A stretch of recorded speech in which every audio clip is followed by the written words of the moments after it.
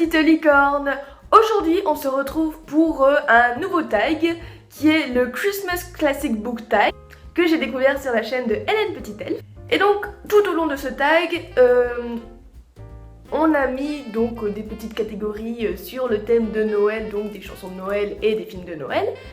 Et donc je vais classer des livres que j'ai appréciés ou pas appréciés tout au long de ces catégories. La première catégorie est Santa Claus is Coming to Town, vous noterez le super accent anglais.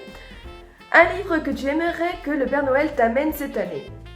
J'ai choisi La Grande Bible des Fées de Édouard Brazet parce que j'ai vu ce livre à la librairie il n'y a pas longtemps et je l'ai trouvé absolument magnifique. Et puis comme je suis assez fan du petit peuple et tout ça, je me dis ouais c'est cool. Et donc oui, j'aimerais bien le trouver au pied de mon sapin. Ceci est un message. Hein. La deuxième catégorie est Rudolph the Red-Nosed Reindeer. Tu incarnes Rodolphe et tu dois guider tes amis vers un bon livre ou une bonne saga. Et je ne sais absolument pas écrire.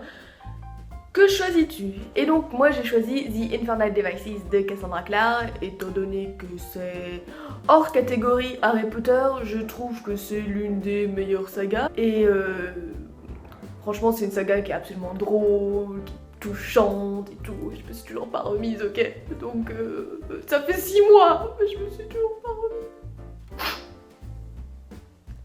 La fausse petite larme. La troisième catégorie est A Christmas Carol. C'est un livre que tu as relu, un livre que tu lis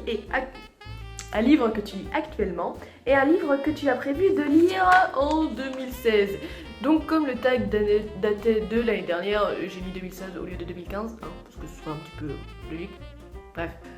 Donc le livre que j'ai lu cette année, que j'ai relu cette année, c'est L'île des esclaves de Marivaux, tout simplement pour le projet de web-série dont je vous avais déjà parlé.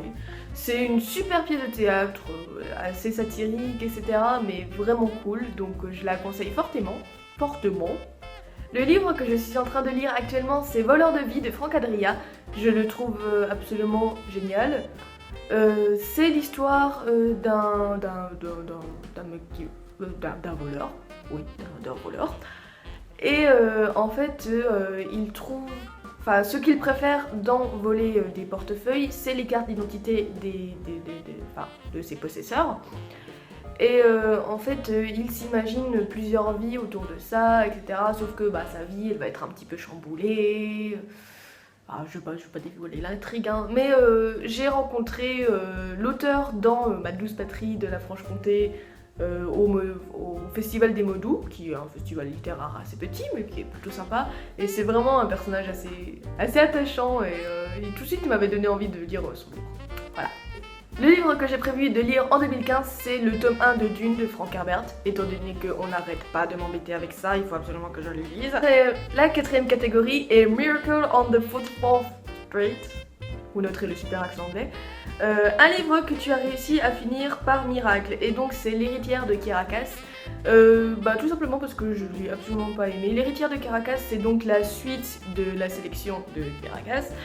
Et j'ai vraiment pas du tout aimé cette suite, étant donné que en gros, j'ai pas du tout aimé la fille de America, et puis j'étais assez déçue par le roman. J'ai trouvé que le caractère d'America c'était un peu trop tamisé, et du coup c'était pas génial. Et non, de toute façon je pense pas que je lirai la suite parce que je l'ai pas aimé et puis je pense que je connais la fin. La cinquième catégorie est The Polar Express. Un livre que tu as lu si vite et que tu aimerais qu'il dure pour toujours. Donc ce livre là c'est Wild de Cheryl Strayed. Tout simplement parce que j'ai trouvé son autobiographie absolument touchante. C'était un petit peu triste et tout ça. Ce bouquin n'a pas été un one-shot, mais je l'ai lu extrêmement rapidement et je l'ai trouvé absolument touchant. Voilà. La septième catégorie est How the Grinch Stole Christmas. Si tu volais une série de livres, ce seraient lesquels?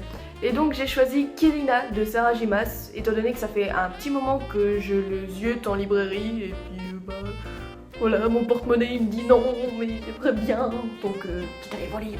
Voilà. La huitième catégorie est Frosty the Snowman. un livre qui a fait fondre ton cœur. Donc j'ai choisi Harry Potter de J.K. Rowling. Parce que c'est le numéro 1 incontesté, c'est vraiment celui qui a fait fondre mon cœur. Harry Potter, c'est vraiment la saga qui m'a fait aimer la lecture en fait. Et du coup, si j'avais pas aimé la lecture, j'aurais jamais fait un bac L, je ferais pas des études de lettres, et je voudrais pas être libraire, et donc je ferais pas Booktube. Voilà. Donc merci J.K. Rowling. Et la dernière catégorie est The Santa Claus. Et donc, un livre que tu as lu et tellement apprécié que tu as immédiatement cru au talent de l'auteur. Sur la route de Jack Kerouac, qui est absolument magnifique. J'en avais déjà parlé dans ma FAQ, mais vraiment c'est un livre qu'il faut lire parce que Jack Kerouac a une plume absolument divine. Il vous fait rentrer dans son histoire et voilà. Donc Kerouac pour moi c'est un petit peu le Père Noël. Voilà. Et donc voilà, ce tag est terminé, j'espère qu'il vous a plu. D'ailleurs je vous ai pas dit, pour l'occasion j'avais mis mon super pyjama avec des rennes. Ce n'est absolument pas un placement produit, ok?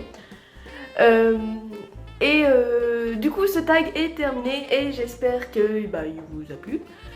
Et je suis désolée pour le temps que je mets pour poster des vidéos, mais reprendre mes études m'a demandé un peu beaucoup de travail. Et voilà, et du coup j'avais absolument pas du tout le temps, c'était pas du tout français ce que je viens de dire.